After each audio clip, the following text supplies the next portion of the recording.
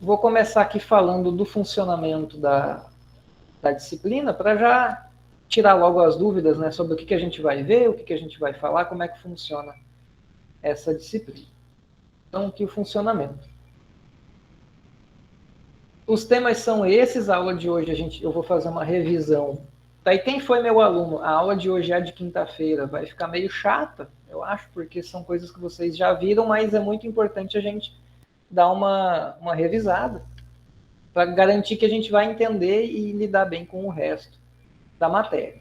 Então, na aula de hoje eu vou revisar a implementação da política monetária, vou só passar pelos 3 instrumentos básicos de política monetária, né? O redesconto, as operações de mercado aberto e o compulsório, e na próxima, quinta-feira, 2 visões sobre criação de moeda, que quem foi meu aluno em monetária, que é o caso da maioria aqui, já deve estar até enjoado de me ouvir falando disso, mas vai ter que me ouvir mais uma vez. Isso também é importante, volta e meia, isso reaparece ao longo da disciplina. São 2 temas que a gente vê em monetária, mas é importante dar essa refrescada na memória para poder entender bem o resto da matéria e seguir sem grandes percalços. Depois teremos um bloco de aulas que é sobre história econômica recente. Então, começa com a crise do subprime, em 2007 e 2008, lá nos Estados Unidos. Depois a gente estuda políticas monetárias não convencionais, crise na Europa, estagnação secular e repensando a política fiscal. Quem foi meu aluno em monetária, não no semestre anterior, no outro ainda, lá no 2020.2, viu alguma dessas coisas dessa parte de história econômica, porque, enfim, eu tive algumas questões pessoais e tive que jogar coisas de tópicos para a monetária, porque eu não estava em condições de estar preparando aula. Então, quem foi aluno de monetária mais atrás já viu algum desses pontos. Quem foi aluno no último semestre, que é o caso da maioria, pelo que eu estou reconhecendo aqui dos nomes, não viu isso, pelo menos não comigo. Talvez tenha visto em algum outro canto, mas comigo não viu. Então, isso aqui seria meio que para dar o panorama internacional. Cada tema desse é uma aula, para a gente acompanhar o que aconteceu lá fora, recentemente.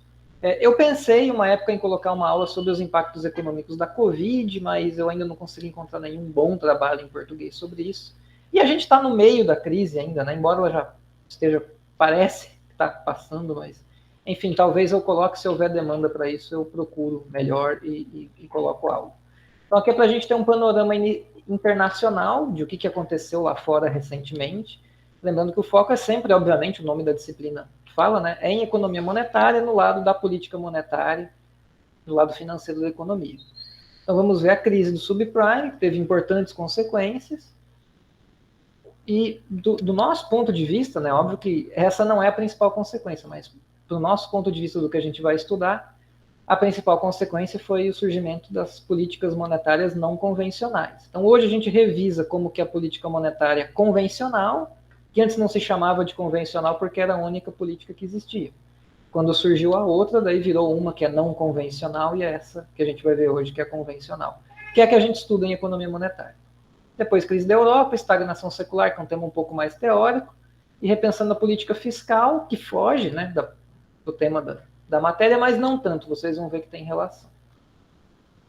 Daí depois a gente entra, depois desse bloco de estudos mais do lado internacional, a gente vai entrar, então, em estudos da política monetária no Brasil e vamos ficar basicamente nisso o resto da disciplina toda. Então, vamos ver um artigo muito bom sobre os canais de transmissão da política monetária no Brasil, depois vamos estudar a inflação no Brasil, especificamente com um artigo de inflação de serviços, vamos estudar as operações compromissadas, que é o modo pelo qual o Banco Central do Brasil faz as operações de mercado aberto, vamos estudar o relacionamento contábil entre o Banco Central e o Tesouro Nacional, que é um tema bem técnico, bem específico, vamos entrar muito na legislação, então vamos ler, acompanhar as leis, não vamos ler ela de cabo a rabo, obviamente, mas vai ter essa intersecção com legislação, né? Meio que com um direito.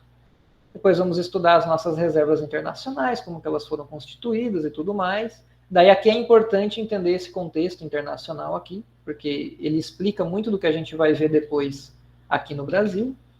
Daí vamos ver também como que o compulsório é aplicado no Brasil, nos mínimos detalhes. Vamos estudar depois disso tudo política monetária em outros países, para a gente dar uma comparada, né, ver o que outros países estão fazendo. Daí alguns estudos assim mais saindo um pouco da política monetária estrito sensu.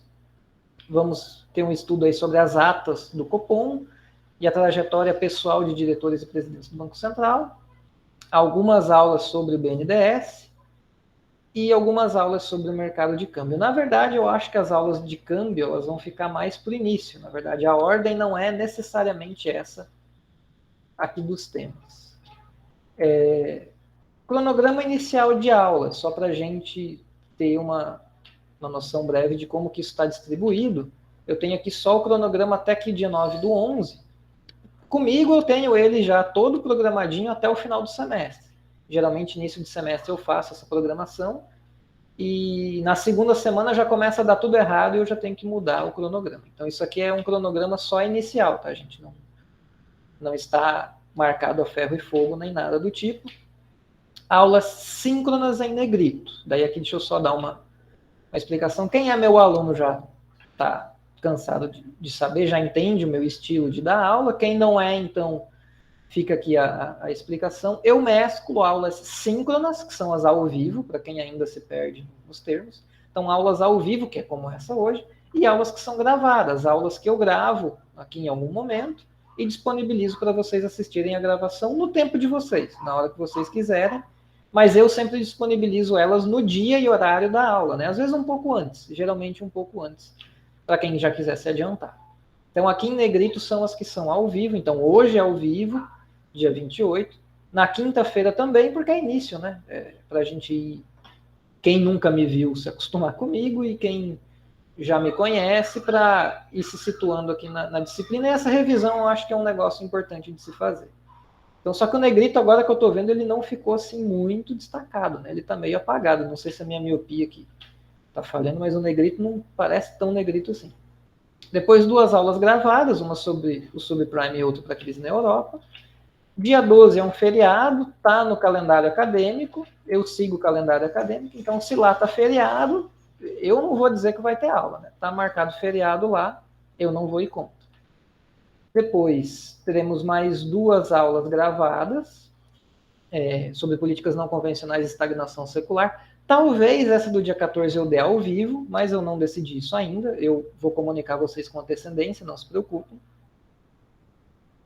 Depois, dia 21/10, tá aqui em negrito, é mais uma aula síncrona. Já explico esses trabalhos aqui. Dia 26, a aula ela é excepcionalmente um pouco mais cedo, porque tem esse projeto meu aqui de extensão Economia em Foco, e esse dia vai ser um dia tudo a ver com a nossa disciplina. Eu já explico isso melhor também. Aí depois uma aula sobre inflação, que vai ser gravada, mais um feriado, ó, coisa boa. Daí mais uma aula ao vivo. E daí aqui a gente meio que entra numa fase mais, como é que eu posso dizer, é o steady state da disciplina. Porque aqui no início tem as aulas, essas introdutórias que são 2 ao vivo seguidas, tem uns feriados no meio, então tá meio bagunçado. Daqui para frente, o que acontece? Por que tá em verde aqui? Porque desse ponto em diante, toda vez que eu passar um trabalho para vocês fazerem, eu vou dar uma aula que ela fica para vocês fazerem o trabalho. Então, por exemplo, aqui, dia 9/11, eu não vou aparecer ao vivo para vocês, nem vai aparecer nada gravado para vocês assistirem. Esse dia é um dia para vocês fazerem esse trabalho aqui. Tranquilo? Então, esse seria depois o steady state da disciplina. Daqui para frente, como funciona? Teremos blocos de 3 aulas e uma que não tem nada, entre aspas, que é o trabalho. Então, daqui para frente serão 2 aulas gravadas, uma aula ao vivo e uma aula que é reservado o tempo da aula para vocês fazerem o trabalho. Então é bem mais tranquilo, mais leve do que lá em economia monetária, porque lá todo dia de aula era dia de aula. Aqui, quando eu der trabalho para vocês, vai ter um dia que está reservado para vocês fazerem o trabalho. Ficou claro, gente? Deu para entender o que é esse verde aqui do trabalho? Deu para sacar? Deu sim, professor. Beleza, obrigado, Camila. Então é isso. Daí daqui, do começo de novembro para frente, a disciplina ela entra no seu ritmo padrão. Daí teremos aí, em geral, esses blocos de 3 aulas, às vezes 4, às vezes 2. Eu sempre vou comunicando vocês com antecedência. Então, É uma ou duas gravadas, uma ou duas ao vivo, sempre avisando com antecedência, daí uma para vocês poderem fazer o trabalho, e assim vai indo. O que serão esses trabalhos? Eu já explico aqui. Só terminar de falar das coisas que estão escritas aqui no cronograma. Esse dia aqui, 26/10, esse Economia em Foco. O que é o Economia em Foco? De novo, quem já foi meu aluno, coitados, já devem estar até, sei lá, assistindo coisa no YouTube uma hora dessa e não mais a aula. Mas Economia em Foco é um projeto de extensão que eu tenho em parceria com uma professora da Federal de Alagoas, por um acaso a minha esposa. Esse trabalho, são 10 encontros, já foram 5, e a gente convida pessoas que a gente conhece, a maioria foi ex-colegas ou meu ou da Sara, que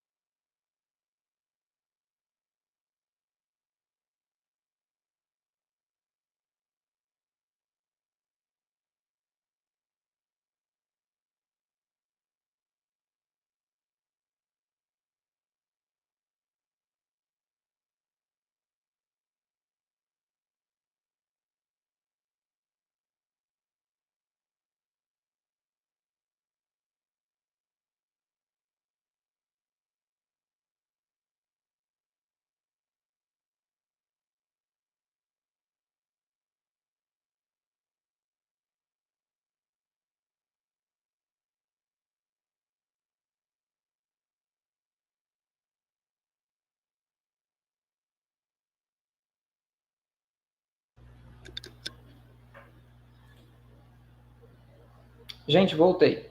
Vocês estão aí ainda? Caiu a internet aqui. Sim, professor. Beleza, desculpa aí a queda, gente. A minha internet está sendo uma bela porcaria e só tem um provedor no prédio, então eu estou meio refém da gloriosa Multiplay. Não sei quem mais é refém dela, mas quem for, meus pêsames junto comigo. Então, retomando, eu não sei bem quando que caiu. Eu estava falando do Economia em Foco, no dia 26, perdão. Então, aqui, Economia em Foco, esse é um projeto de extensão. Se falhou mais coisas, gente, vocês me avisem aí, que eu volto mais na conversa, tá? Mas o Economia em Foco ele é um projeto de extensão que a gente está convidando pessoas, economistas que trabalham em áreas das mais diversas, né?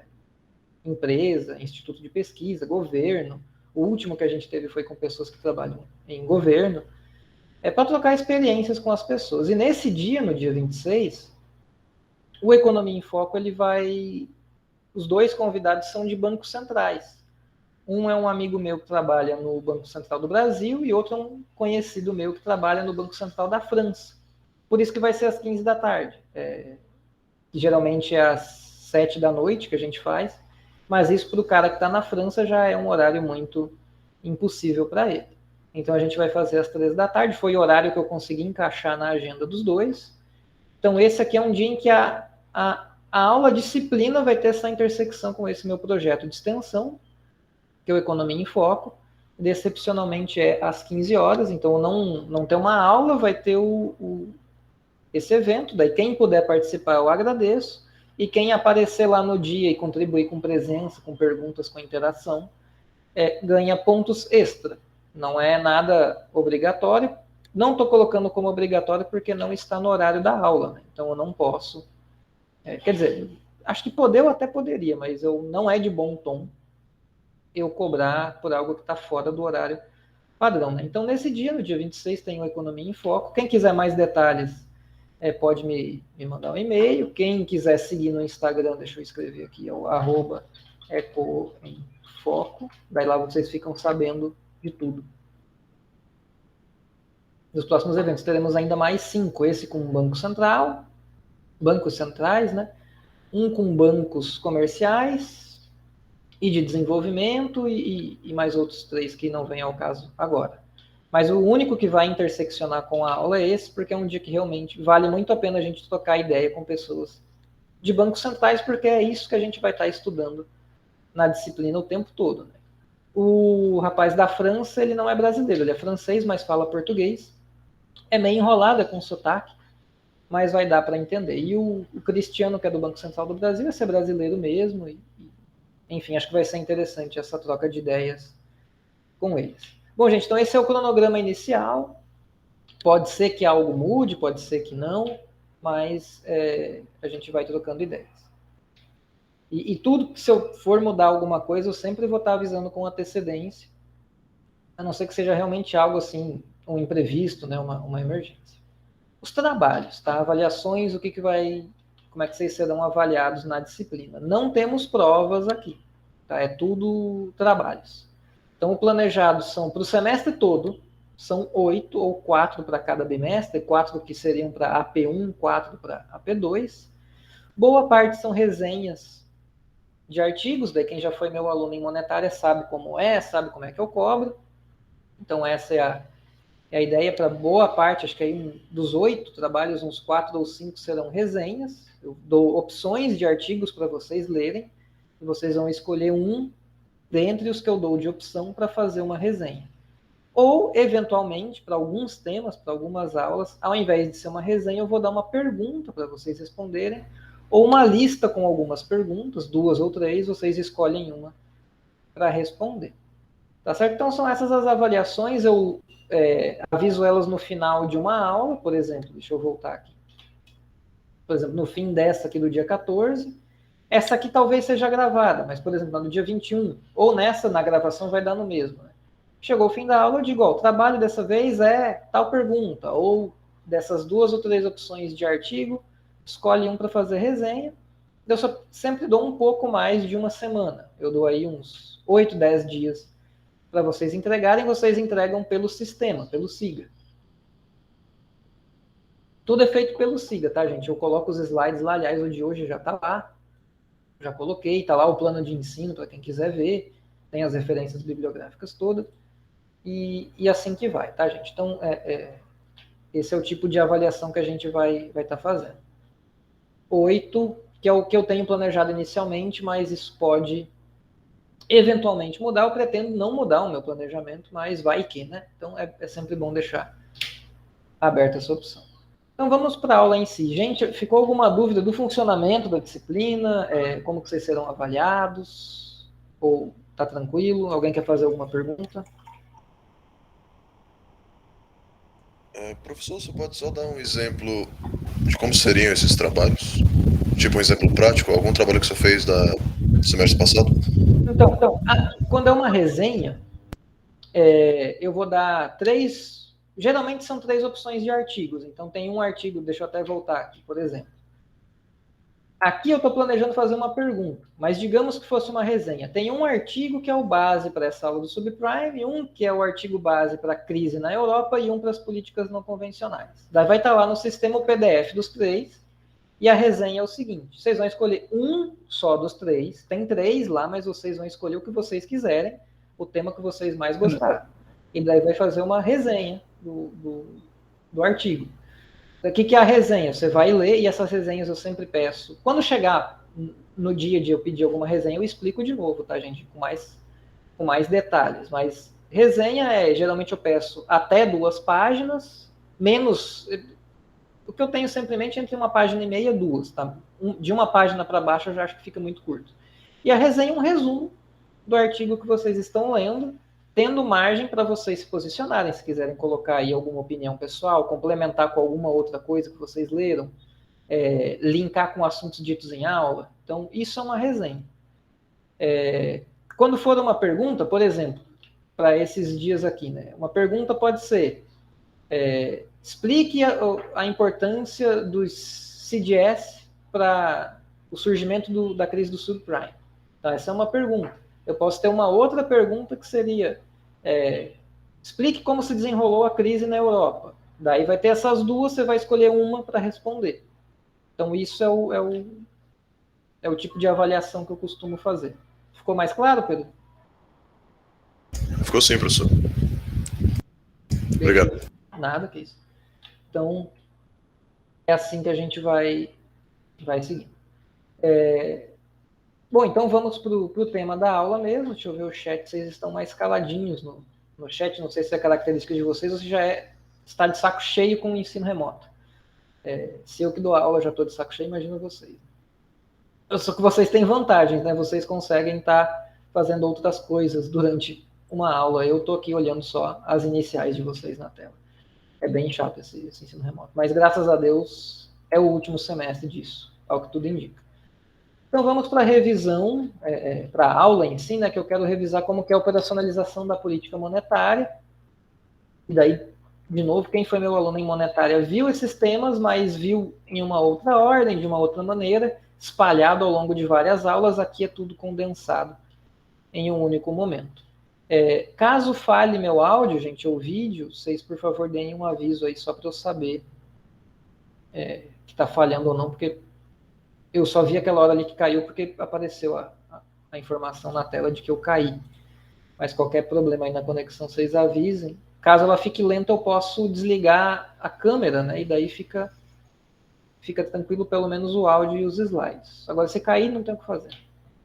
Então, para entender política monetária, independente da política monetária que a gente esteja falando, das políticas convencionais, que é o que eu vou mostrar hoje para vocês, e que é o que se vê em economia monetária, é o que se vê em macro, é o que se vê em todo lugar. Ou as políticas não convencionais, que a gente vai estudar mais à frente. Ou até para entender no detalhe do detalhe o funcionamento da política monetária aqui no Brasil. Então, para tudo, a gente vai, o tempo todo está passando por esse tema aqui, que é o mercado de reservas, ou as reservas bancárias. Então, esse é o fundamental. Assim, para entender economia monetária, se você entender reservas bancárias, o resto tudo vai fluir muito tranquilo. Não é nada difícil. Nas economias hoje, né, contemporâneas, se a gente for usar esse termo, para quem estuda o tema, né, os estudiosos do assunto dizem que existem 3 tipos de moeda. Hoje, um tipo de moeda é esse aqui, que é uma notinha física de papel, de real que você tem na mão, ou dólar, se a gente estiver pensando nos Estados Unidos. Um outro tipo, ele vai estar aqui dentro, se for no cartão de débito, eu não vou mostrar, vai que alguém clona meu cartão, né, com os meus números, que seriam os depósitos bancários, está no celular também, seria um outro tipo de moeda. E tem um terceiro tipo de moeda, que são as reservas bancárias. Então, o papel moeda é um tipo de moeda, é a única moeda física, que ela existe fisicamente, que a gente pode segurar ela, pegar na mão, são o papel moeda. Tem outro tipo de moeda, que são os depósitos bancários, que nós, pessoas físicas, ou pessoas jurídicas não bancárias, também tem acesso, obviamente. Então, é o dinheiro que você depositou lá no banco, seja usando uma moeda física ou não, pode ter sido só transferência contábil, transferência eletrônica mesmo, é um outro tipo de moeda. E o terceiro tipo, que são as reservas bancárias, nós, meros mortais, não temos acesso. Essas reservas bancárias é o dinheiro que bancos têm no Banco Central. Então, todo banco tem uma conta no Banco Central. Da mesma forma que nós temos contas no banco, o banco tem uma conta no Banco Central. E o dinheiro depositado nessa conta que o banco tem no Banco Central se chama reserva bancária. Poderia ter outro nome. Poderia ser depósito dos bancos no Banco Central. Mas o nome é reservas bancárias. Então não tem nada de muito estranho até aqui nessas reservas bancárias. É o dinheiro que os bancos têm que está depositado no Banco Central. O banco pode ter dinheiro em outros lugares. Ele pode ter um cofre com um monte de papel moeda estocado. Ele pode ter depósitos em outros bancos. Mas quando é um depósito no Banco Central, o nome é reservas bancárias. Final do dia, e daí quem trabalha em banco vai saber o funcionamento disso até melhor do que eu. Final do dia, todo banco ele tem que ter um nível mínimo de dinheiro nessa sua conta lá no Banco Central, ou seja, ele tem que ter um nível mínimo de reservas bancárias. Que nível mínimo é esse? No Brasil, que é um país em que existe o depósito compulsório, o que é o depósito compulsório? Os bancos são obrigados a ter, no formato de reservas bancárias, uma porcentagem do que eles têm de depósitos de pessoas comuns, ou seja, de depósitos de poupança, eles têm que ter uma porcentagem do recurso que eles têm no depósito de poupança, eles têm que ter lá guardado no Banco Central. Dos depósitos à vista, que é o dinheiro em conta corrente comum, ele tem que ter tantos por cento lá parado no Banco Central. Dos depósitos a prazo, que basicamente é CDB, 20 e poucos por cento do dinheiro que ele tem captado nisso, ele tem que ter em reservas bancárias lá parado. Nem todos os países do mundo, isso é um negócio que eu não sei se alguém já falou para vocês, nem todo país do mundo usa esses depósitos compulsórios. No Canadá, por exemplo, isso não é mais utilizado há um bom tempo.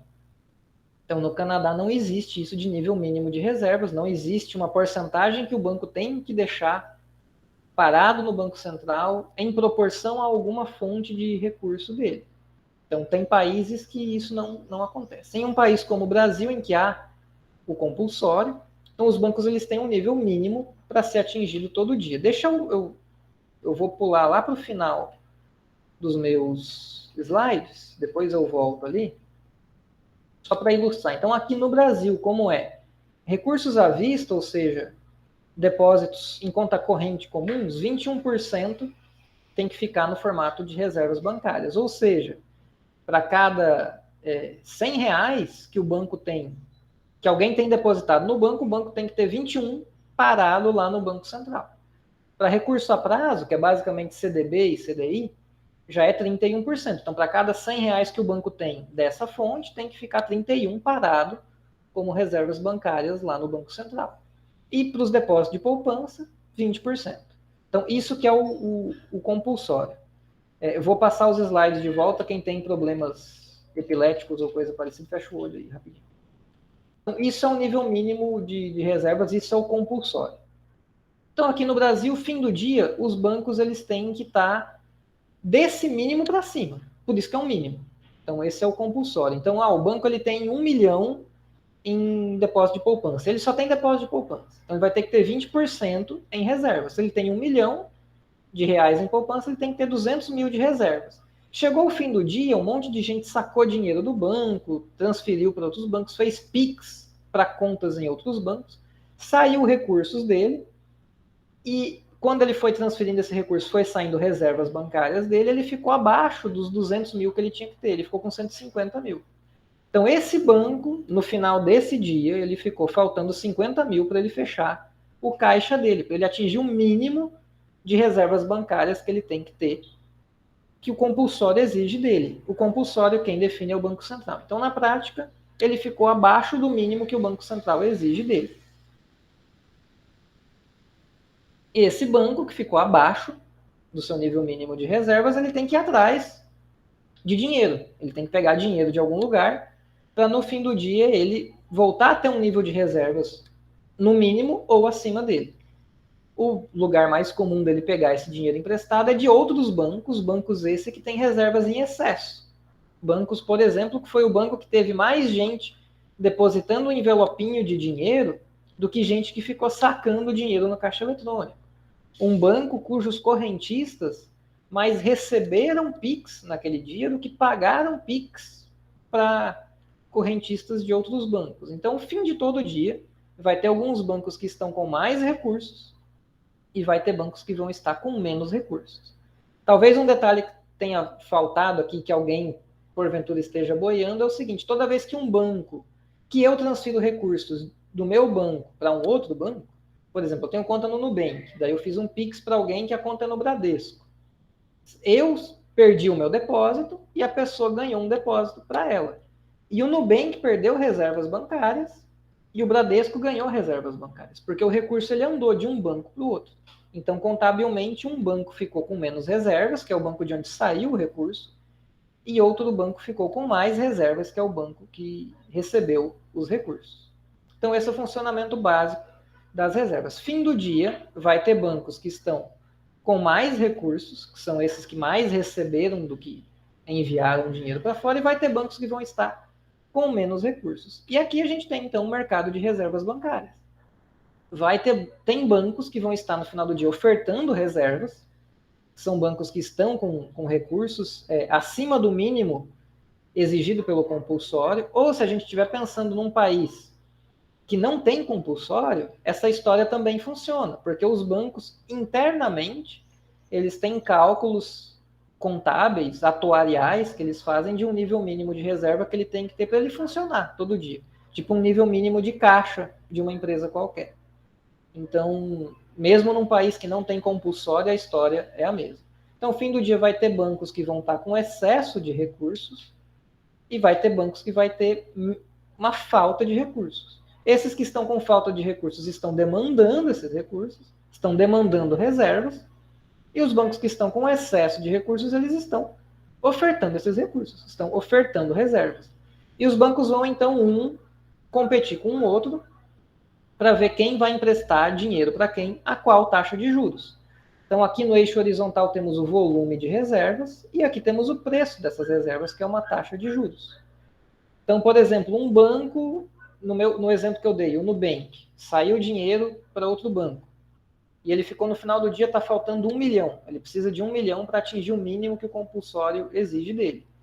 Ele vai e fala para o Bradesco, Bradesco, me empresta 1 milhão de hoje para amanhã eu te devolvo. E o Bradesco fala, beleza, eu te cobro 2%. Pode ser que o Itaú também esteja com um excesso de recursos. Daí o Itaú vai lá e fala, não, pega comigo, eu te cobro só 1,5%. Porque eu também estou com recursos parados no Banco Central, e é melhor que ele renda de hoje para amanhã alguma coisa do que ficar ali parado rendendo nada. Daí pode ser que venha o Banco do Brasil e diga, não, pega de mim que eu te cobro só 1%. E assim vai a dinâmica de competição, no final do dia. Os bancos, como qualquer outro mercado, oferta e demanda, elas vão se equilibrar e vai ter uma taxa de juros que aqui equilibra o mercado de reservas. No Brasil, essa taxa de juros é a taxa Selic. Então é aqui que sai a taxa Selic. No Brasil é daqui que ela surge. São bancos no final do dia, emprestando recursos um para o outro, aqueles que estão com mais recursos, com excesso de dinheiro, emprestando para aqueles que ficou com falta de dinheiro. Professor, mas espera aí, eu nunca tinha ouvido essa história desse jeito que o senhor contou. Eu achava que Selic tinha a ver com título público. Sim, tem a ver com título público. Porque esses empréstimos que um banco faz para o outro, não é um empréstimo à toa, assim, tipo, ó, toma aqui 1 milhão emprestado e é isso aí, eu vou ficar esperando você me devolver amanhã. Não, ele é um empréstimo com uma garantia. Então, o banco que está pegando o dinheiro emprestado, ele está dizendo, eu peguei 1 milhão emprestado de você, eu tenho aqui 1 milhão de títulos públicos, eu não vou vender esses títulos públicos hoje para ter o recurso, sendo que eu só preciso fechar um rombo de um dia. Então, não vou me desfazer de um ativo para resolver um problema de curto prazo. Eu pego o emprestado de você de hoje para amanhã. Mas eu dou meus títulos públicos como garantia. Caso eu não consiga pagar o empréstimo, caso eu não queira pagar você amanhã, o Banco Central vai vir aqui na minha conta, vai tomar os meus títulos públicos de mim e dar para você.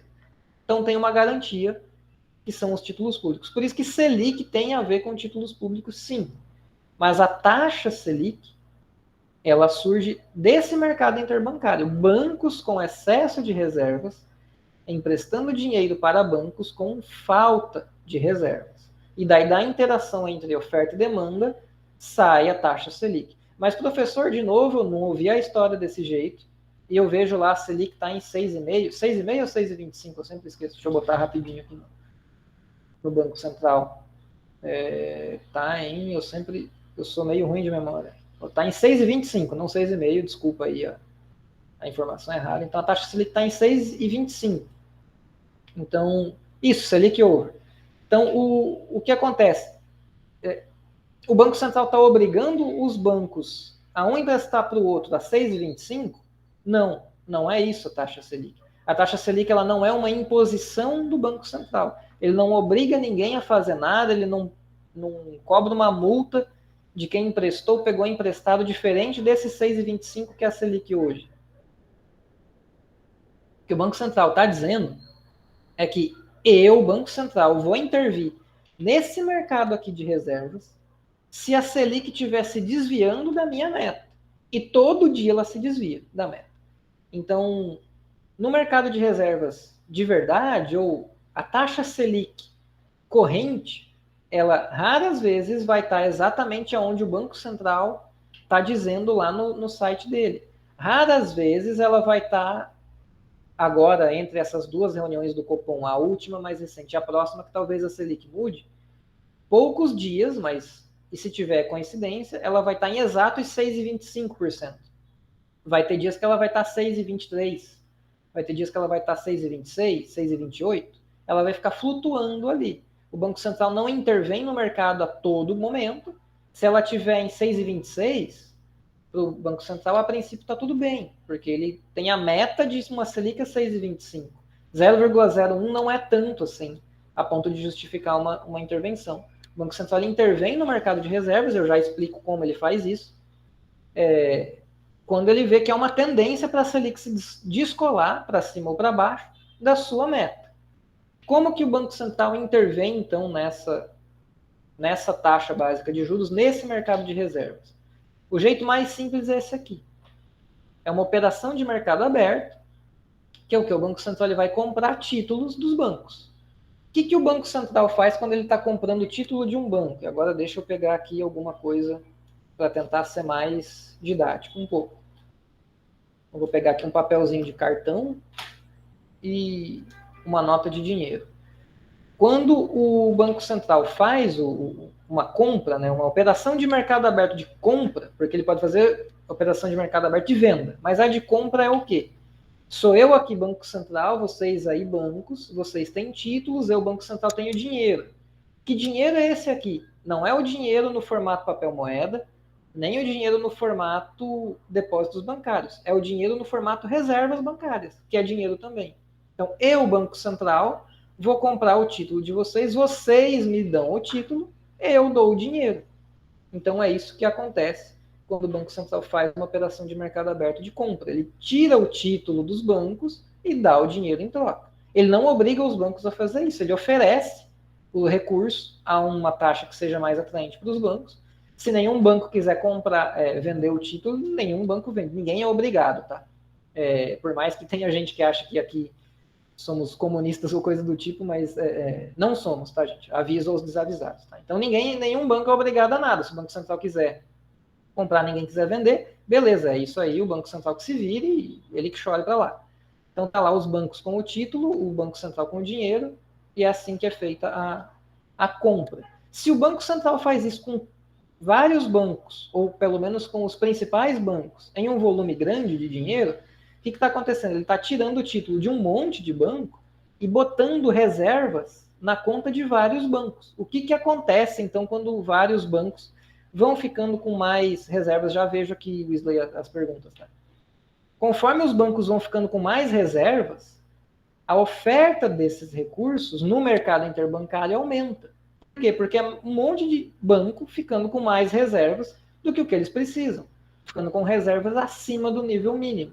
Ou seja, o recurso aqui que a gente está analisando, que recurso é esse? Reservas bancárias. Ficou mais abundante. O que acontece toda vez que um recurso fica mais abundante, o preço dele cai. Qual que é o preço das reservas bancárias? Taxa básica de juros, ou, caso do Brasil, Selic. Então, toda vez que o Banco Central vem fazendo operações de mercado aberto de compra, ele injeta reservas nos bancos, recursos mais abundantes, fica mais barato, então a Selic cai toda vez que o Banco Central faz a operação de mercado aberto de compra. Seria o contrário se ele fizesse a de venda.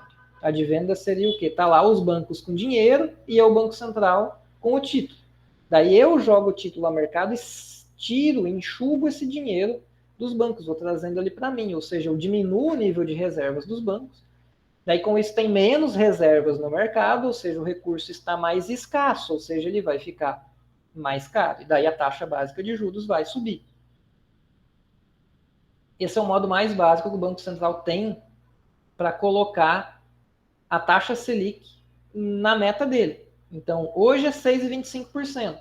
Se ela está em 6,26%, o Banco Central talvez queira reduzir essa taxa. O que ele faz para o preço das reservas cair? Torna as reservas mais abundantes. Então, ele compra títulos, joga reservas ao mercado, a taxa Selic cai. Ah, errei a mão, caiu demais, caiu para 6,20%. Então, eu faço o contrário. Agora eu começo a vender títulos para enxugar as reservas, e conforme eu enxugo reservas, elas ficam mais escassas, elas ficam mais caras, e a Selic sobe. E é isso que acontece todo dia, e isso é o basicão, é o feijão com arroz da política monetária. O Banco Central fica olhando o mercado de reservas bancárias, até porque aonde esse sistema ocorre? Ele ocorre dentro de um sistema que esse mercado ocorre. Essas transações correm dentro de um sistema eletrônico, esqueci o nome agora, mas é um sistema eletrônico que todos os bancos estão interconectados, mas o sistema é organizado pelo Banco Central. Ou seja, o próprio Banco Central está vendo as transações indo para um lado e para o outro. Ele sabe o que está acontecendo. Então, ele está monitorando esse mercado. Quando ele vê que ele precisa comprar ou vender reservas, ele vai ao mercado e compra ou vende essas reservas, vendendo ou comprando títulos, fazendo o que for necessário para mexer na taxa Selic. Deixa eu ver aqui o Weasley. Dessa forma, aumenta a liquidez no mercado e força a diminuição da taxa de juros. Sim, toda vez que aumentar a liquidez, recurso mais abundante, fica mais barato. Se diminuir a liquidez, recurso mais escasso, fica mais caro. Então, esse é o básico da... Professor? Alguém? Sim, diga. Posso botar o senhor uns 2 pezinhos aqui para trás? Quando o senhor falou sobre quando um banco está com déficit, ele compra de outro banco, né? Isso por meio dos títulos. Uhum. Então, necessariamente, todo banco precisa de títulos para fazer essa transação? Sim, se ele vai pelo sistema Selic. Como é que você falou mesmo? 2 pezinhos para trás, né? Então, vamos voltar um pouquinho aqui na história. Deixa eu ver o Weasley. STR, Sistema de Transferência de Reservas. Obrigado. Como funciona, então?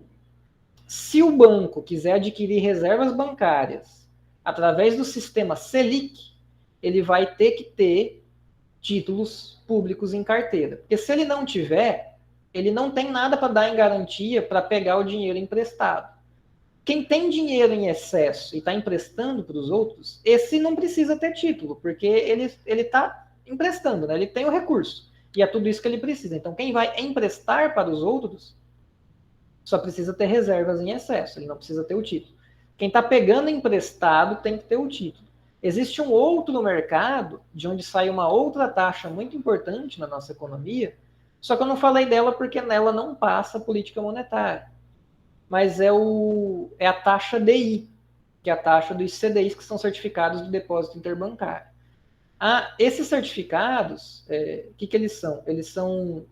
É a mesma coisa, é um empréstimo de um banco para o outro, só que ao invés de dar um título público como colateral, ele dá um outro título qualquer. Ele pode dar uma debênture como garantia, ele pode dar um pedaço da sua carteira de crédito como garantia, ele dá outra coisa qualquer como garantia.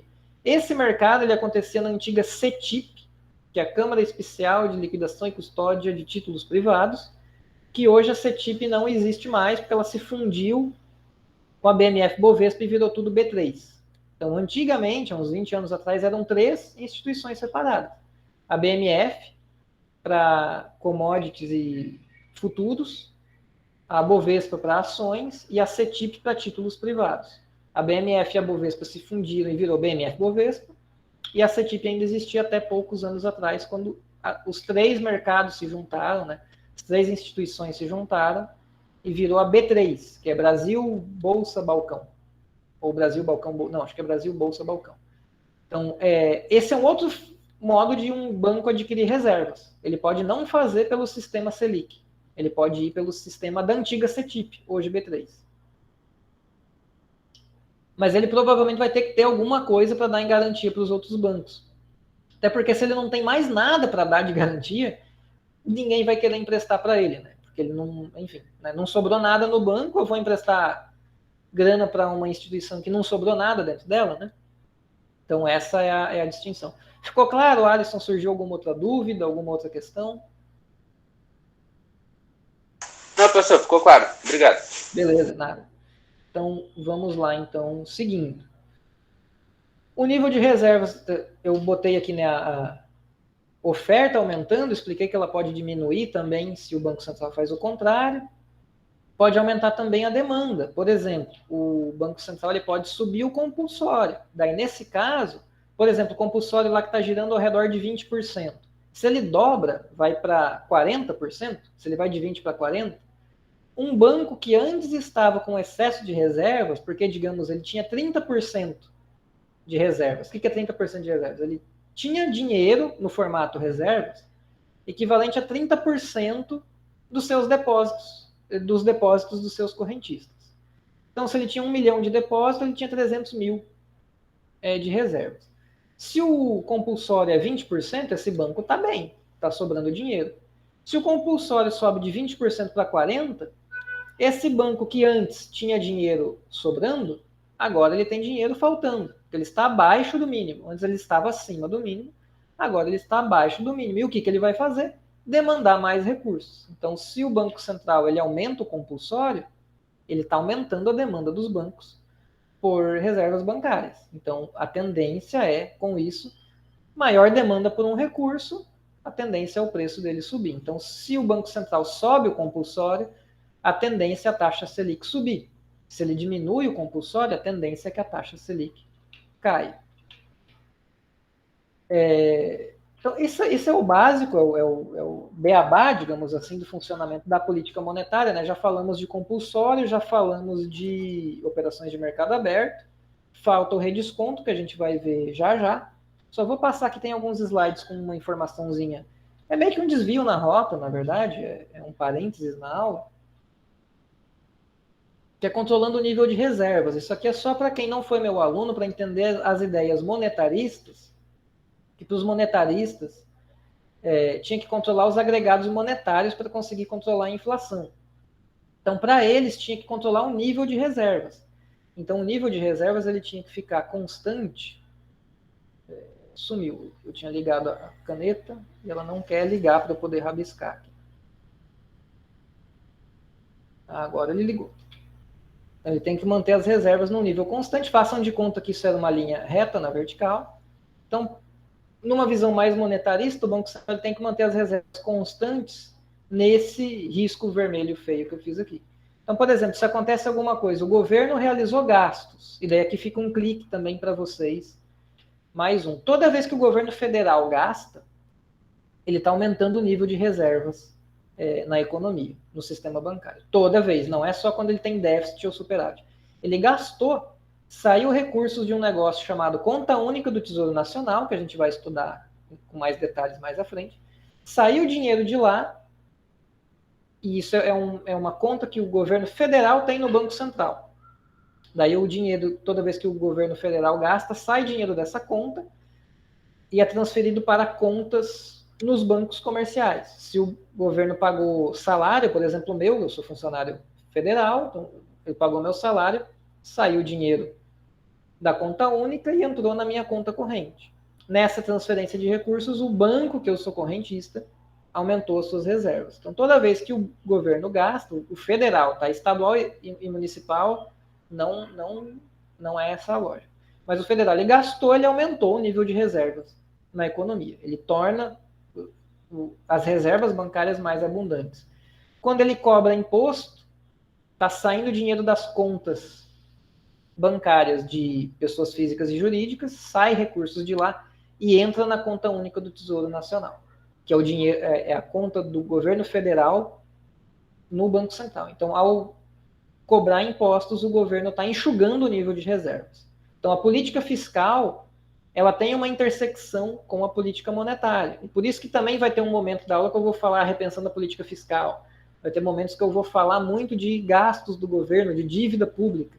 Porque essas duas políticas elas não são tão separadas assim quanto a gente costuma aprender no curso de economia, nas disciplinas mais convencionais, na macro, às vezes até na própria economia monetária. Essas políticas, na prática mesmo, elas são bem ligadas. E aqui está bem claro isso, né? O governo gastou, né? Nem déficit ou superávit, ele gastou dinheiro, aumentou o nível de reservas, a pressão é para que a Selic caia, e o Banco Central, se quiser manter a Selic no mesmo local, ele vai ter que intervir para jogar a Selic para cima, de volta para a meta, e daí isso é uma operação de política monetária. Então, a fiscal impacta na monetária o tempo todo. Então, se o Banco Central quiser controlar o nível de reservas, por exemplo, o governo gastou, aumentou aqui o nível de reservas do sistema bancário como um todo, a tendência é que, vejam aqui, as reservas aumentem, né? Tenha mais reservas. Se você tem uma mente mais monetarista, você vai pensar, não, está aumentando os agregados monetários, a quantidade de moeda aumentou, isso tem que diminuir. Então, eu vou fazer o quê? Ou eu jogo essa oferta que eu aumentei de volta para trás, ou eu posso mexer também na demanda. Eu posso, por exemplo, reduzir o compulsório, eu vou estar diminuindo, deixa eu tirar os rabiscos aqui, eu vou estar diminuindo a demanda por recursos, por reservas bancárias, então eu consegui jogar de volta as reservas para esse nível que era o que eu queria. Ao fazer isso, eu abri mão de uma coisa. Quando eu controlei uma variável, que são as reservas, eu abri mão de controlar a outra, que é a taxa básica de juros. Então, nesse caso, eu controlei reservas, abri mão de controlar a taxa básica de juros. Eu fiz ela flutuar, nesse caso, para baixo. Poderia, no semestre passado, um aluno mais espertinho me perguntou, o Banco Central poderia ter feito o contrário aqui, ó. Ele poderia ter matado na fonte. Não aumentou a oferta de reservas porque o governo gastou? Ele pode enxugar essas reservas vendendo títulos. Ele vende títulos, puxa dinheiro dos bancos e pronto. Ele controlou tanto taxa de juros quanto o nível de reservas. Sim, ele controlou isso. Mas daí ele descontrolou uma outra variável, isso a gente vai estudar também mais à frente, que ele perdeu o controle daí na dívida pública. Porque título público, quando está dentro da carteira do Banco Central, não é dívida pública, porque é o governo devendo para ele mesmo. Quando o Banco Central lança títulos públicos para fazer a política monetária, ele lançou dívida pública a mercado. Daí a dívida pública, quando está a mercado, é dívida pública mesmo, do governo para com outras pessoas. E daí aumentou a dívida pública. Então, se o Banco Central tentasse controlar esse aumento de oferta de reservas, que veio de um gasto a mais do governo federal, vendendo títulos públicos, né, para diminuir daí o nível de reservas, o Banco Central, ao fazer isso, ele aumentou a dívida pública. Então, ele conseguiu controlar juros e reservas, mas daí ele descontrolou dívida pública. E daí, de novo, mais uma intersecção entre política fiscal e política monetária. O Banco Central, quando ele compra ou vende reservas para controlar a taxa básica de juros, ele está comprando ou vendendo títulos, ele está jogando dívida pública a mercado ou tirando dívida pública a mercado. Ele está mexendo no nível de endividamento público. Isso talvez seja mais uma coisa que não contaram para vocês a história bem desse jeito, mas é mais um detalhe importante aí da política monetária. Especificamente, se a gente está pensando aqui no caso brasileiro.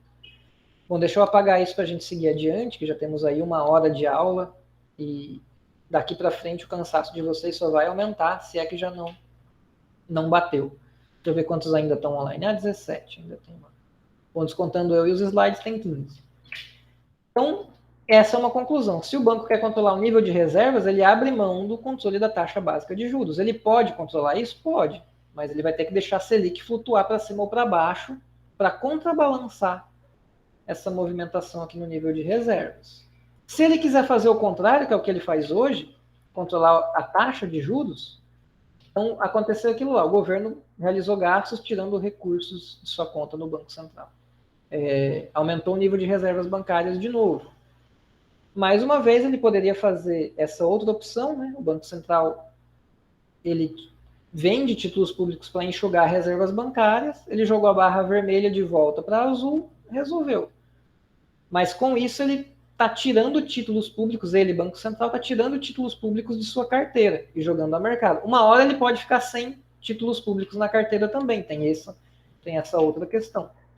Ou ele pode mexer no compulsório. Daí aqui ele elevou a demanda por recursos ele conseguiu manter o preço das reservas, que é a taxa Selic estabilizada, mas daí ele abriu mão de controlar o nível de reservas bancárias.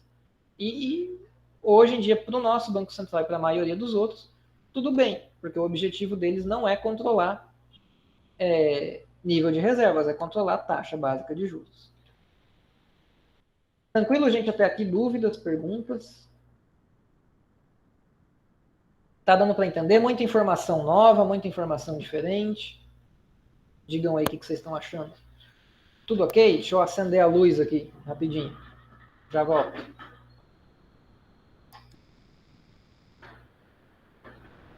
Voltei.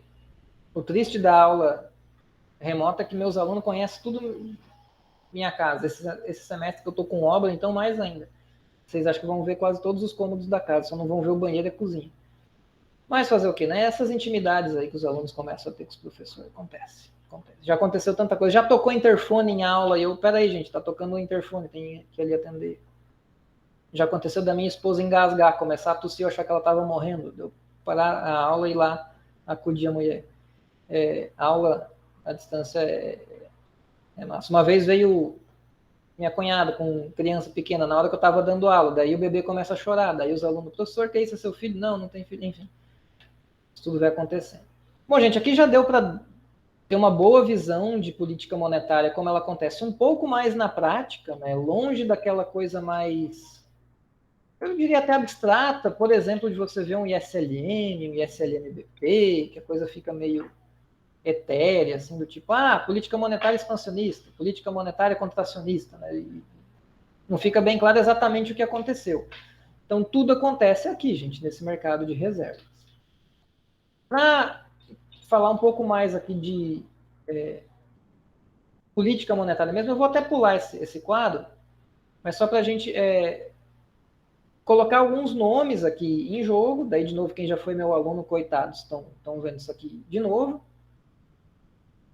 Quem não foi, talvez já conheça essas coisas, porque elas não são nenhuma novidade para quem é da economia, mas só para a gente dar nome aos bois. Então, o objetivo final da política monetária hoje, no Brasil, é metas de inflação, é combater a inflação.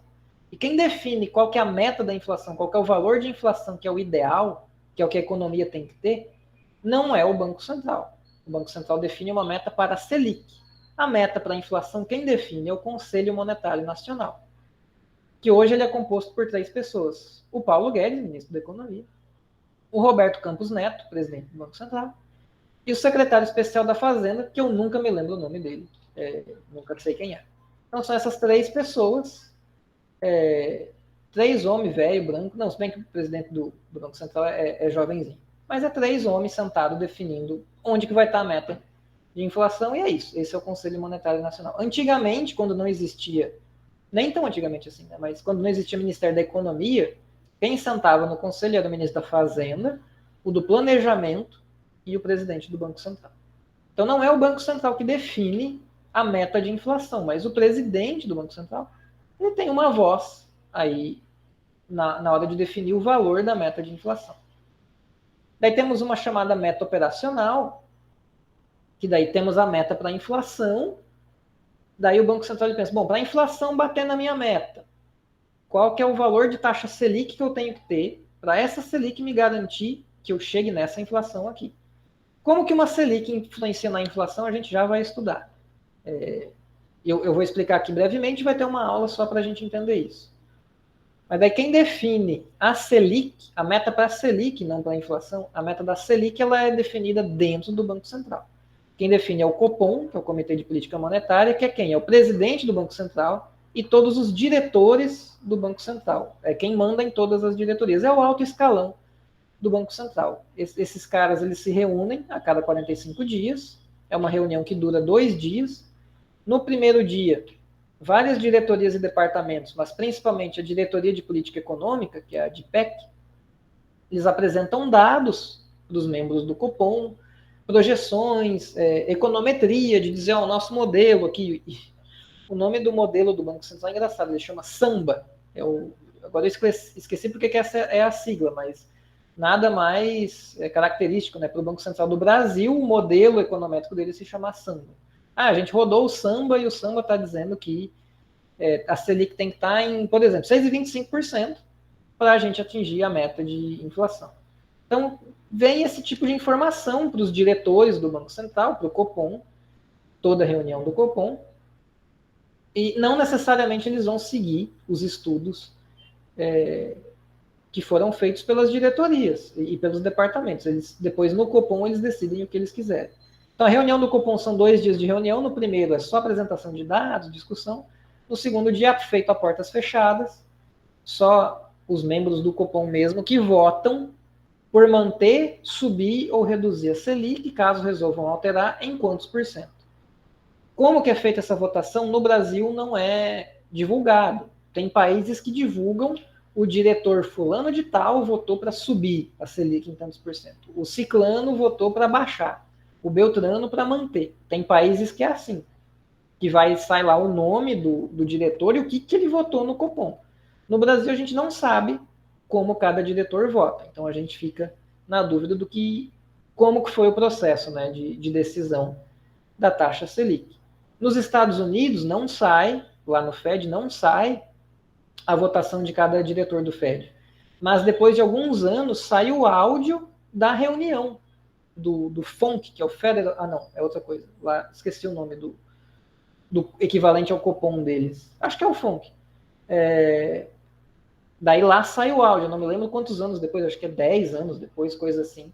Então a reunião é gravada, o áudio, e anos depois é liberado para o público. Quem quiser, tiver curiosidade e saco para ouvir, pode ouvir a reunião deles. O Copom também não tem essa gravação, então a gente não sabe exatamente como que é a votação aqui.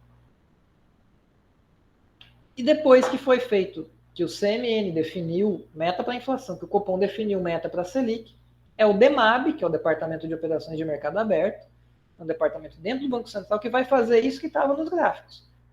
Comprar título, vender título, ficar olhando o mercado de reservas bancárias. Vamos subir o compulsório. Daí é outro departamento. O DEMAB é só as operações de mercado aberto mesmo, mas que é o básico, né, da política monetária. Então é esse departamento que depois faz isso que a gente viu aqui no gráfico. A decisão por trás é que vem desses outros órgãos. Uma figurinha para a gente entender melhor essa decisão toda.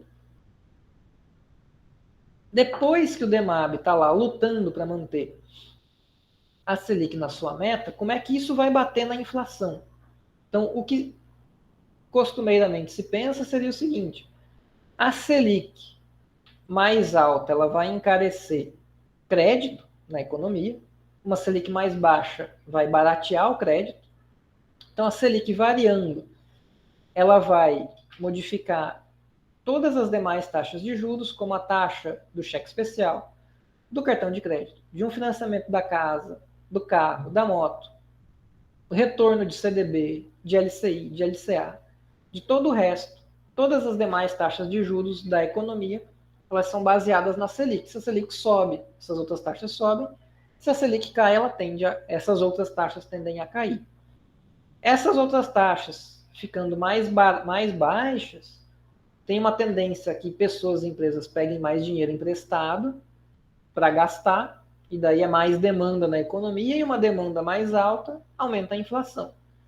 Se essas taxas todas sobem, fica mais caro pegar crédito, então as pessoas e empresas pegam menos crédito, gastam menos demanda, menos inflação. E tem um outro canal, que para a maioria dos estudiosos no assunto, é o que mais funciona para o nosso caso aqui no Brasil, que é o do câmbio. Essas taxas de juros subindo, vale mais a pena para fundos de investimento lá de fora comprar títulos públicos aqui dentro, investir em LCI e LCA daqui do Brasil, em CDB daqui do Brasil, em debêntures daqui do Brasil. Então entram recursos no Brasil e isso é mais dólar entrando, com mais oferta de dólar, o preço do dólar tende a cair. Então a taxa de câmbio cai, a taxa de câmbio caindo, o preço de tudo que a gente compra lá fora entra mais barato na nossa economia, e daí com isso preços mais baixos, inflação mais baixa. E o contrário, a inflação vai ficar mais alta se for o contrário. Se essas taxas de juros caem, não vale tanto a pena para um investidor investir aqui.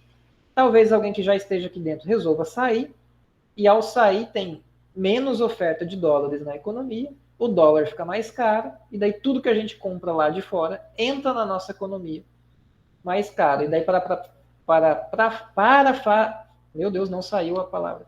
Parafrasear um político cearense famoso, né? A gente não compra, nem todo mundo compra dólar, mas compra pão, e pão é trigo, e trigo é dólar. Essa é a lógica desse outro canal da Selic afetar a inflação, que para quase todo mundo que estuda o assunto, né, de inflação no Brasil vai concordar que o canal importante não é o de o crédito ficar mais caro ou mais baixo, e daí a demanda está mais alta ou mais baixa.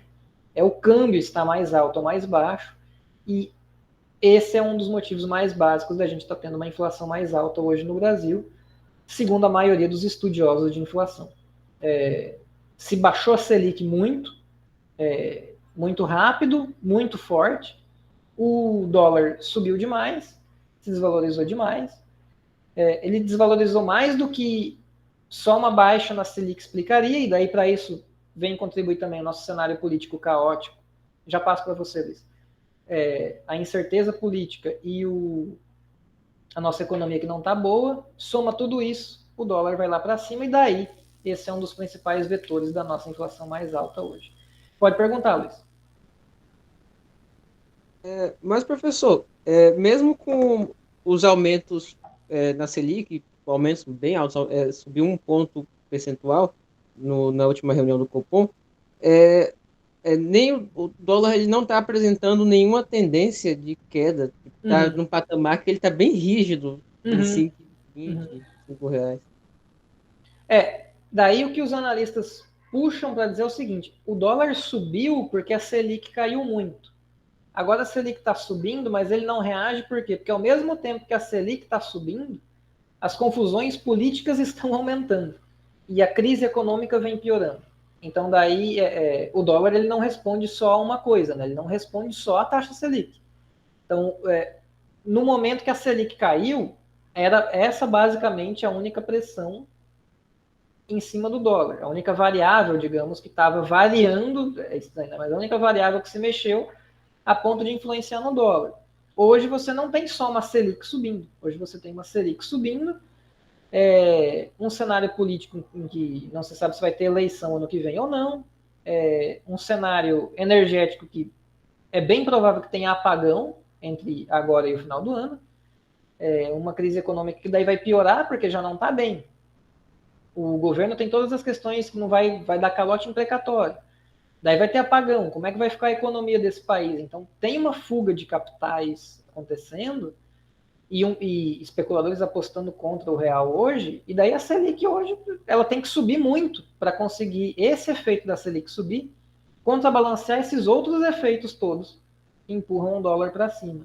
Eu até acho que o dólar está parado justamente porque a Selic está subindo. Porque se a Selic tivesse parada, com essas confusões políticas e o cenário econômico piorando, o mais sensato era você imaginar que o dólar estivesse subindo mais.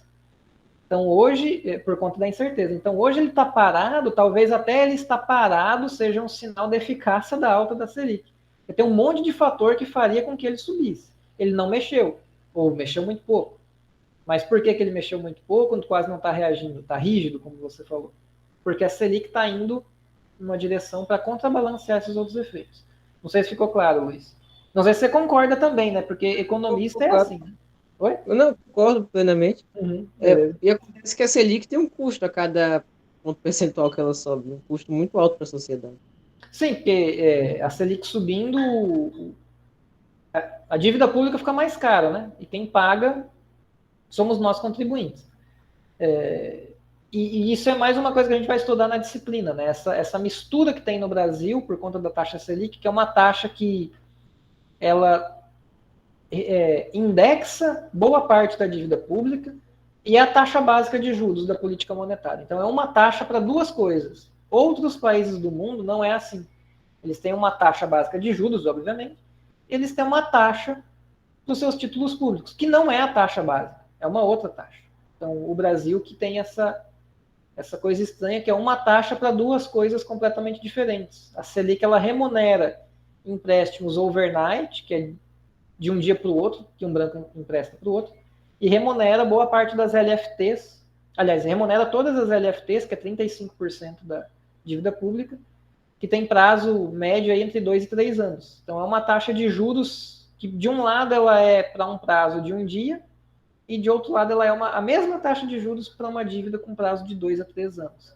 Então, é uma bagunça que talvez ajude a explicar por que a gente é desse jeito. O Weasley dizendo a inflação batendo quase 10% em 12 meses. E vai piorar. Quer dizer, a minha aposta é que piore, né? O economista é assim, economista é cheio de opinião. E geralmente está errado. Mas a minha eu acho que vai piorar. Enfim, seguindo aqui na aula, já estamos aqui 5h20. Só para finalizar, então, e finalmente, que daí eu quero só dar uma passada nos 3 instrumentos básicos de política monetária para encerrar, para fechar essa revisão aqui de hoje. Então, esse é o mecanismo de decisão da Selic no Brasil. Esses são os canais de transmissão que eu falei. E enfim, a Selic, estando na meta do Banco Central, vai colocar a inflação na meta do Conselho Monetário Nacional se não tiver nenhum choque exógeno na economia e se o modelo econométrico do Banco Central tiver certo. Se tiver um choque ou se o modelo tiver errado, a Selic na meta não vai colocar a inflação na meta porque, enfim, você estimou errado o modelo. Mas a preocupação maior não é com pontos, né? Tipo, vou botar a inflação exatamente na meta. É mais uma questão de tendência. Se ela estiver só próxima da meta, mais estável, em geral o Banco Central já se satisfaz com isso. Bom, para encerrar, vamos só ver aqui as 3 operações mais básicas. A de mercado aberto, eu já falei um monte lá no gráfico, não precisa estar repetindo. Só trazer as informações mais novas, que são essas. Operações de mercado aberto, elas têm 2 tipos básicos no mundo. E, por consequência, no Brasil também. As definitivas e as compromissadas. As definitivas é quando o Banco Central ele vende ou compra um título para sempre. Eu vendi o título para um banco e beleza, está vendido. Ou eu comprei um título de um banco e beleza, está comprado. Isso é definitiva. A compra ou a venda do título aconteceu e pronto, é isso, fim de história. As compromissadas é o seguinte: quando o Banco Central compra um título, se ele comprou de modo compromissado, ele está comprando, se comprometendo a revender no futuro de volta para aquele banco que vendeu para ele. E se ele vendeu um título de modo compromissado, ele está se comprometendo a recomprar esse título no futuro. É esquisito? No primeiro momento é. Mas é assim que as operações de mercado aberto são feitas no Brasil. Hoje elas são compromissadas. Basicamente todas as operações de mercado aberto do Banco Central. Tanto é que se vocês ouvirem falar em operações compromissadas, esse é um tema de aula, e que a gente vai falar muito nessa disciplina, são as operações de mercado aberto, porque no Brasil, quando o Banco Central compra ou vende títulos públicos, ele compra ou vende se comprometendo a revender ou recomprar esse título no futuro. E por que ele faz isso? Porque, em geral, o que ele está fazendo, o que ele quer fazer ao comprar ou vender um título, é ajustar um desajuste de curto prazo na Selic. Então, ele não necessariamente precisa se desfazer ou adquirir um título de modo permanente. Talvez ele só adquirir um título ou vender um título por um prazo curto já resolva o distúrbio em cima da taxa Selic. Então, por isso que ele usa compromissado. Mas tem vários debates em cima disso, que eu não vou entrar aqui agora, porque teremos uma aula inteira só para esse assunto das compromissadas. Só queria aqui realmente ressaltar que existem esses 2 tipos. No Brasil a gente faz compromissadas, é um problema gigantesco, e a gente vai ter uma aula ou mais só para esse assunto. Temos os compulsórios, que a gente vai ter uma aula só para ver esses detalhes, nos mínimos detalhes, então dá até para pular. Mas o slide está aí, quem quiser dar uma lida por curiosidade. E está aqui as porcentagens, como eu já falei. Né? 21, 31 e 20. Aliás, talvez já esteja, eu não sei agora, talvez tenha mudado alguma coisa. Isso aqui são do último relatório de economia bancária do Banco Central. Mas agora eu estou na dúvida se eu peguei porque esse slide já está um pouquinho antigo, talvez já tenha saído um novo relatório e eu não vi ainda, eu tenho que botar um lembrete para atualizar. Mas se não é isso aqui, essas porcentagens, era isso até pouco tempo atrás. Então, só para a gente ter umas ideias aproximadas, no mínimo. E, por fim, o último instrumento de política monetária, que esse eu vou falar um pouquinho mais, que é o seguinte, esse nos livros de macroeconomia ou economia monetária, ele é ensinado, não é que é ensinado errado, ele só é ensinado simplificado para vocês. Se pegar um livro de economia monetária mais denso, eu vou escrever um aqui no chat. O nome do cara é o Ulrich Binsail. Ele tem um livro de 2014 ou 2013, algo assim, que acho que é Monetary Policy and Financial Market, uma coisa assim. Está em inglês, não tem em português, infelizmente. Mas é o principal livro, é o melhor para explicar o funcionamento da política monetária em detalhes. Esse cara, ele é o diretor do Departamento de Mercado Aberto do Banco Central Europeu. Ou seja, tem o nosso DEMAB aqui, tem o DEMAB deles lá no Banco Central Europeu. Esse cara é o diretor disso. Então, é ele que aperta os botões ou manda as pessoas apertarem os botões do Banco Central Europeu, da zona do euro. Então, é um cara que, enfim, tem muito poder, porque não é pouca coisa que ele está gerindo, e ele entende demais do assunto. Tive a felicidade de conhecer ele pessoalmente em 2019, num congresso, gente boa pra caramba, muito estereótipo alemão, não dá sorriso, não exprime emoção nenhuma no rosto, mas é muito legal, muito simpático, e tem esse livro dele que é muito bom. Então, caso, para quem gosta do assunto, quer se aprofundar e consegue ler em inglês, obviamente, porque infelizmente ele não é traduzido, esse é o melhor livro para ler. O Dimitri, sempre salvando. Dimitri, ele é essa pessoa que, além de organizar a festa, eu falo um livro, ele já vem com o link para a gente baixar. É um aluno muito eficiente. Obrigado, Dimitri, aí pela prontidão de sempre. Então, esse é o livro aí do Ulrich Binsail.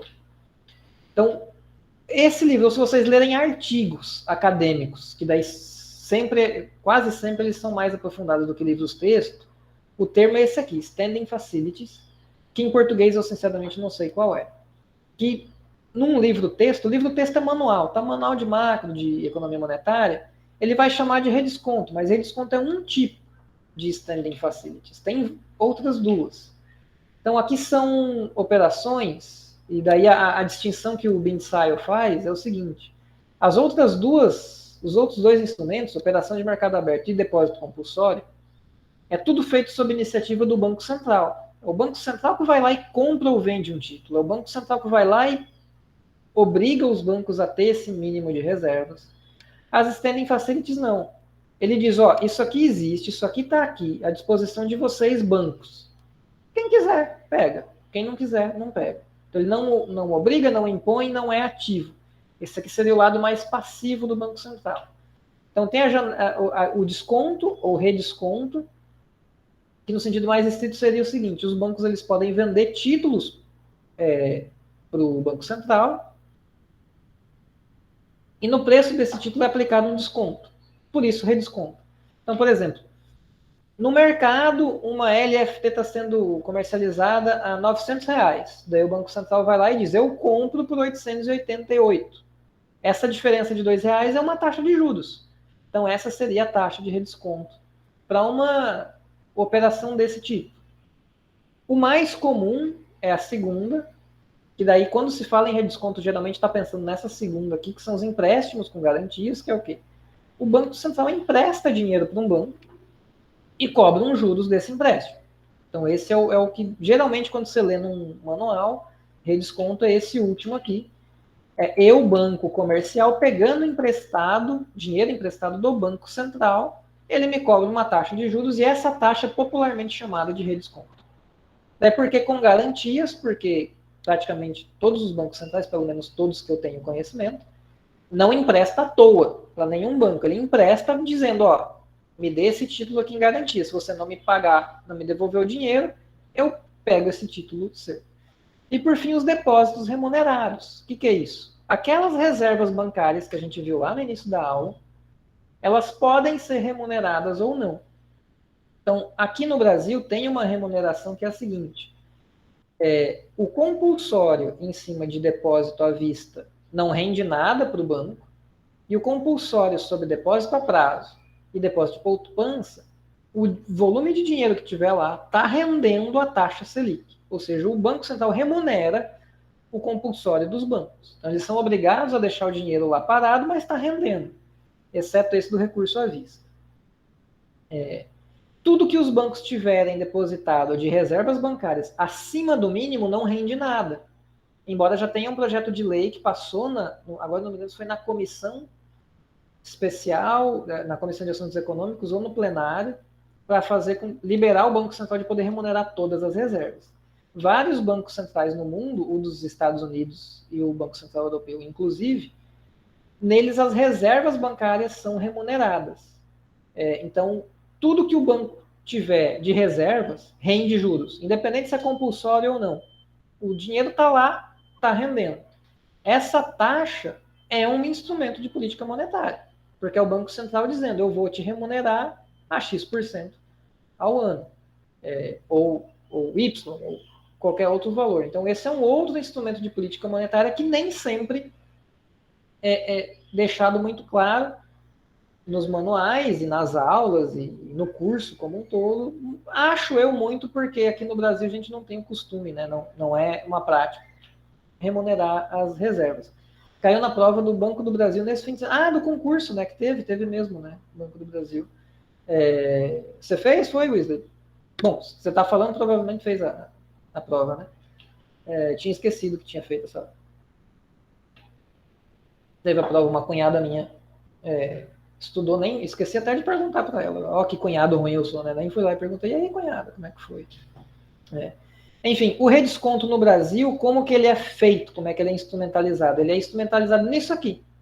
Esse é um instrumento jurídico que diz qual que é o redesconto. A mais recente alteração foi em 2013, então desde lá, nessa circular aqui, só se mudou nos últimos 3, 4 meses, porque a última vez que eu conferi ainda era essa que estava valendo.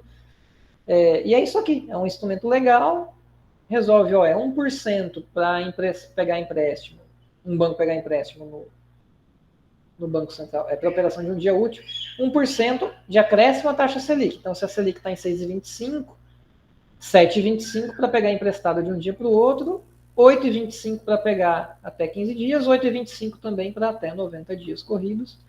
Daí a circular, quando entra em vigor, ela cancela a última, obviamente, para começar a valer a nova taxa de redesconto. E é assim que é operacionalizado o redesconto aqui no nosso Banco Central, com esse instrumento aqui, com essa circular, esse documento aí, que daí é publicado em Diário Oficial da União, no site do Banco Central e tudo mais. Daí só para ver aqui, valores de redesconto no Brasil é Selic mais 1%, ou 100 pontos base, se for de um dia para o outro, né? Canadá, Reino Unido e Índia é a taxa básica deles mais 0,25%, Suíça, Singapura e Estados Unidos, taxa básica mais 0,5%, e por aí vai. México é proibitivo, é 2 vezes a taxa básica. Então, se a gente está em 6,25, se fosse no México, seria 12,5% a taxa do redesconto. No Japão, essa é a própria taxa básica deles, é a própria taxa de redesconto. E a remuneração de reservas no Brasil, como eu falei, é só o compulsório de recurso a prazo e poupança, que é remunerado. Canadá e Reino Unido é a taxa básica deles, menos 0,25%. Então, a remuneração está 0,25% abaixo da taxa básica. Em Singapura está 0,5% abaixo. Na Suécia, 0,75% abaixo. Na Coreia do Sul, 1% abaixo. Nesses outros aqui não é remunerado as reservas. Então, esse é o básico de instrumentos de política monetária. Daí, para encerrar, encerrado mesmo, vamos ver. Esse é o mercado de reservas, como eu já falei. Bancos com excesso de reservas, bancos com falta de reservas. Nível de reservas, taxa básica de juros, que no nosso caso é a Selic. Aonde entram nesse esquema os instrumentos de política monetária? Aqui vem o redesconto. Ele é um teto. Por quê? Porque nenhum banco vai pegar emprestado de outro acima dessa taxa de juros. Por quê? Porque hoje, no empréstimo de um dia para o outro no Banco Central é Selic mais 1%, ou seja, 7,25%. Por que eu, banco que estou precisando de recurso, vou pegar emprestado a 7,5% de outro banco, se eu posso pegar a 7,25% do Banco Central? Porque eu pegaria 8% de um banco, se eu posso pegar a 7,25% do Banco Central. Então, a taxa de redesconto, ou dos empréstimos do Banco Central, estabelece um teto para esse mercado. Ninguém vai pegar emprestado de outro banco se o Banco Central está me oferecendo isso aqui. Porque eu seria um louco. Eu estaria literalmente perdendo dinheiro. Porque eu poderia pegar emprestado com menos, gastando menos. Né? Então eu poderia estar simplesmente me financiando a taxa de redesconto. Existe um piso, que é a remuneração das reservas. Nenhum banco empresta para outro abaixo desse nível de remuneração. Por quê? Digamos que as reservas elas são remuneradas, não é o nosso caso exatamente, mas digamos que fosse. E ela está sendo remunerada a 5%. A Selic está em 6,25% e a remuneração está em 5%. Por que eu, Bradesco, que estou com sobra de caixa, vou emprestar 4 para alguém? Se o dinheiro vai render 5 parado no Banco Central. Então aqui é um piso. Daqui para baixo, nenhum banco com excesso de recursos empresta para outro, porque ele vai estar perdendo dinheiro. Ele ganha mais dinheiro deixando parado no Banco Central. Então há um teto que é acima da taxa de redesconto. Nenhum banco com falta de recurso vai pegar dinheiro emprestado, com outros bancos vai pegar emprestado no Banco Central.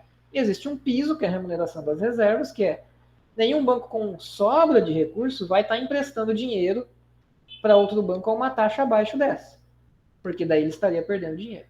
Então aqui temos duas taxas, dois instrumentos de política monetária e duas taxas de juros. Então aqui temos Selic, na junção dessas duas curvas. Aqui temos taxa de redesconto, aqui temos taxa de remuneração de reservas. No Brasil, atualmente, essa linha vermelha estaria aqui, no zero.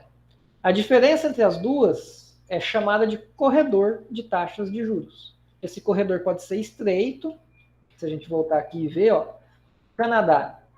O Canadá, o redesconto é 0,25% acima da taxa básica, e a remuneração é 0,25 abaixo da taxa básica, ou seja, lá no Canadá, aqui está a Selic deles, 0,25% acima já está o redesconto e 0,25 abaixo já está a remuneração das reservas. Lá esse corredor é estreito. No México, esse corredor é uma loucura, nem é um corredor, porque ele não remunera reservas e o redesconto é sempre o dobro da taxa básica de juros. Então esse corredor ele pode ser mais amplo ou mais pequeno, ou mais estreito.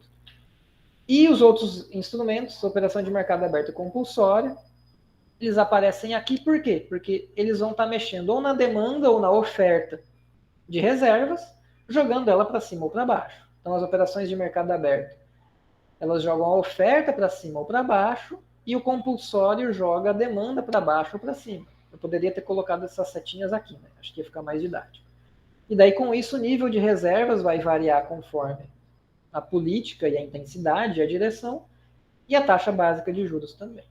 Então, essa é a aula de hoje, gente. Não sei se ainda tem alguma dúvida, mas é isso que eu queria revisar com vocês. Todos os instrumentos à disposição do Banco Central, dos bancos centrais, né, lançar alguns pontos que a gente vai ver ao longo da disciplina, o mercado de reservas bancárias, que é extremamente importante, e, enfim, essas taxas básicas de juros. Bom, se alguém tiver alguma dúvida, pode falar aí pelo áudio ou escrever. E a chamada, para quem não é meu aluno, não está acostumado, é escrever o nome completo aqui no chat. Então, por favor, está aberta a chamada, para vocês colocarem aí o nome completo de vocês aqui no chat. E daí, com isso, eu sei quem está presente mesmo na aula ou não. Escrevam certinho o nome, gente, por favor, que isso facilita depois. Que daí eu jogo num Excel e o Excel já organiza tudo mais facilzinho para mim. E daí é isso. Quem não tem mais dúvida já respondeu a chamada. É isso por hoje. Nos vemos quinta-feira, tá? Depois de amanhã, de novo, às 4 da tarde. Mais uma aula ao vivo, mais uma aula síncrona. Para depois a gente entrar no esquema mais mesclado. Algumas gravadas e algumas ao vivo. Então é isso, gente. Espero que tenham gostado. Espero que tenham sido de algum proveito aí essa revisão. E nos vemos quinta-feira. Até a próxima. Certo, até quinta. Até mais, professor. Até quinta-feira. Valeu, gente. Até mais.